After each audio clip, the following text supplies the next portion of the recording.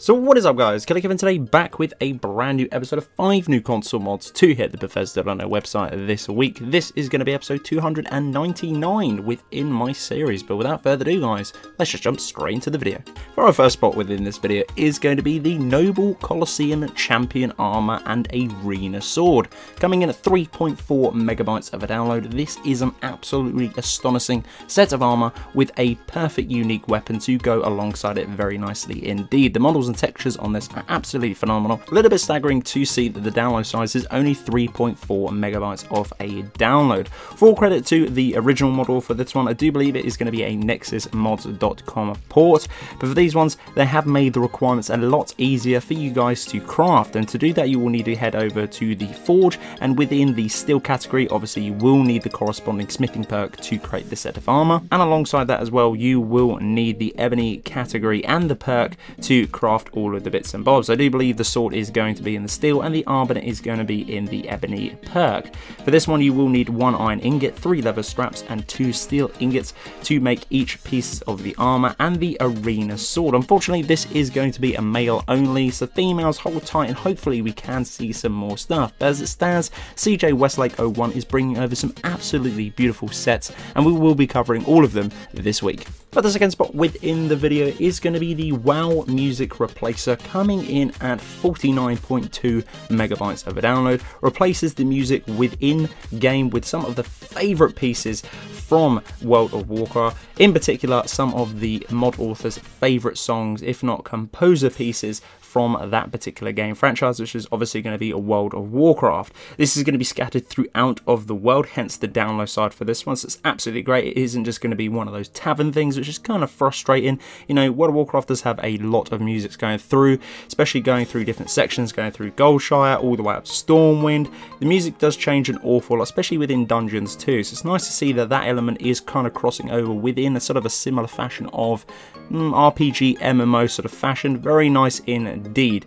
Overall, if you haven't got a music replacer and you want to change it and you really do love some of the pieces from World of Warcraft, this is a great addition to add to the game. But the third spot within the video is going to be Adalvald's Retreat. This is a vampire's player home. This is going to be in all platforms, and for this one it is going to be 363.1 kilobytes of a download. There is a small backstory to this particular player home if you want to go and read that. As always, the links are down in the description.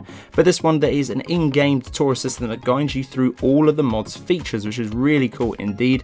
There is a map marker for you to travel once upon finding the easiest way to get into this player home. If you do not want to bump into certain people, then there is a small satchel as seen on screen now at the back of the house, which does have a key for you guys to get into.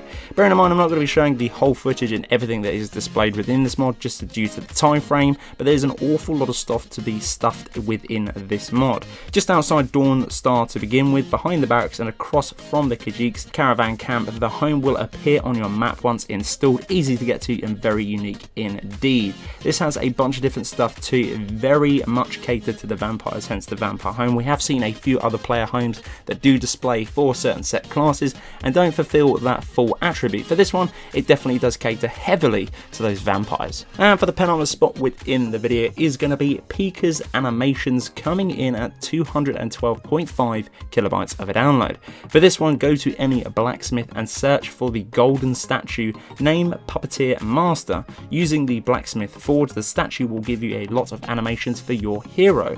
This is the first mod named PEKER'S chest. You will find everything that you will need to craft this particular statue. For me, I already had the attributes and all the requirements to make it. I made it and it has a ton of different animations you guys can choose from. Now for me this isn't going to be a massive one due to the fact of I haven't found any yet that are a stationary, if not a statue like animation just for thumbnails, which would be absolutely sick. This is kind of like Dave's idle poses on Fallout 4, but for that one it is going to be stationary constantly, and for these ones they are going to be very unique animations added into the game. Pretty cool little mod. I haven't found a use for it just yet. Let me know if you've picked up any animations that have been statued or still, as I'd love to include them within one of my thumbnails. And for the fifth and final spot within the video is going to be another treasure hunt. For this one, it adds 10 new unique items to collect. There are 3 new shields, 1 new dagger, 5 new swords, and 1 great sword for these one. Clear moons, armors, and weapons have been selected for this particular treasure hunt, and let me tell you guys, there are going to be no clues given so far. At the moment, this is kind of like a work in progress, but the mod author that has uploaded this particular idea is actually on holiday for 2 weeks and will be adding riddles to the description for you guys if you are struggling on these ones. But if you want to bump into something quite nice along your journey, then this is one to keep and sort of stick around by. I'm going to throw up a couple of images now on screen of the weapons and armors that you will be getting with this pack, but the location does seem to be a little bit hit and miss at the moment. You will obviously need to go and find these. Now, I'm not too sure if there's any clues. By the looks of the discussion within the comment section on the Bethesda.net website, kind of does seem skeptical at the moment. It's kind of very bland. No one seemed to be giving anything too much away. So if you do enjoy a treasure hunt and you do want some absolutely stunning weapons, this is going to be a great new addition for you. 10 unique items to be added for 84.2 megabytes of a download. Isn't that bad at all. So guys, that's it for this episode. This has been episode 299 within my series. Hopefully you guys did enjoy. If you did, I'd very much appreciate a like on the video. If you're new around here too, make sure to click that subscribe button. Right next to it as well, there is going to be a little bell icon. If you click that, you will get a notification for every single time I upload a video to the channel. But until the next one guys, Killerkev here and Killerkev out.